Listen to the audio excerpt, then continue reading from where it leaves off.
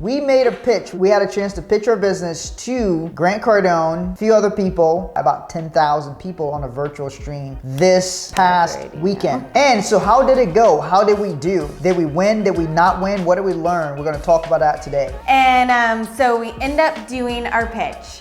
We make it within the 2 minutes.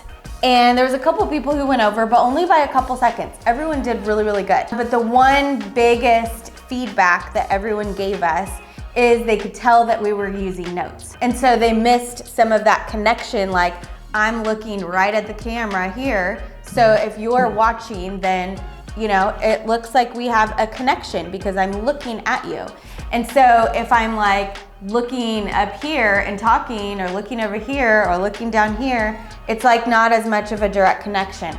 And after, we were kind of talking back and forth with Grant and Brandon and Pete and Jared. And as we were talking, they were like, oh, see, if you guys would have just talked like that, because now I feel a connection with you because we're not like using notes. And so, but he also said, well, it's kind of a trade-off because you use your notes and then you know that you're getting the message, that you're getting your pitch in, but you miss some of the connection. Or you don't use your notes and you have the connection, but you might mess up or you might go over time. And one of the other things too that they said is, it's not even about memorizing your pitch. It's about being able to just communicate what you need to communicate, just coming from you. Not memorizing it, not having notes, but just because you know it so well and you're communicating from your heart. Yeah, so what's a main takeaway? We talk about one thing we learned, show up. So we always gotta show up. What's some of the other things to do? Always be ready. Always be prepared. The second thing is one business advice I got. A good friend of ours, I was talking to her about business advice. And she said to me, you have good instincts, trust your instincts. And my instincts have not let me down. Doesn't mean I'm not wrong, doesn't mean I don't fail, but I will succeed more than I fail. You are the world's greatest expert on you. Sharing the aspects of your story that's real to you will relate to somebody out there. So always keep that in mind. I want to say something about communication too, because what you were just saying about how you had an instinct about what you would have done, tossing the pitch and doing something totally different based on the time change that we had available. And when Grant said that you have 2 minutes, then I'm looking at Martin like, shit, what are we gonna do? And he was like, I have an idea. I knew instantly what to do. But it was something that really was more appropriate for him to communicate. Yeah. And so I just said, do you just want to do it? And we talked about it after, because he said no.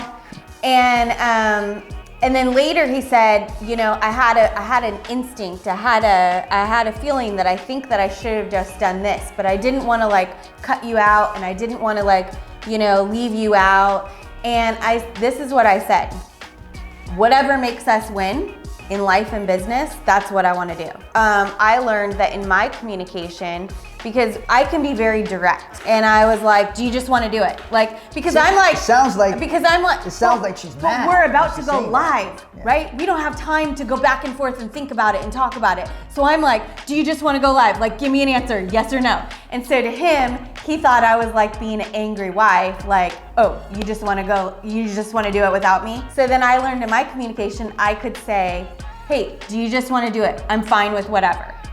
So in our communication, there are always, things that we intend on, that we mean to communicate, and the way that it's received by the other person may be something totally different. Yeah. And so that was a really great lesson too in our business and life, because Martin is the CEO. He's the CEO, I'm the president of our company. And in our life too, like in our relationship, there are times where I will make decisions about things, there's times where he will make decisions about things. But there has to be an overall leader. And so we have to be on the same page to where he knows that I'm not gonna like get pissed and be mad at him if he tries to make a decision, and that I'm going to support him. So show up, be prepared, execute, make decisions, trust your instincts, and somebody's gotta be the decider. Whether it'll live or die, whether we fail or succeed, Chelsea's gonna have my back. So that gives me freedom to make the decision without thinking, oh man, is she gonna be mad at me for making a decision? Too many people can't make decisions when it comes to money and finances because they're so dependent on what my wife gonna say, what's my this gonna say, what's that gonna say. That's your attention's on the wrong stuff.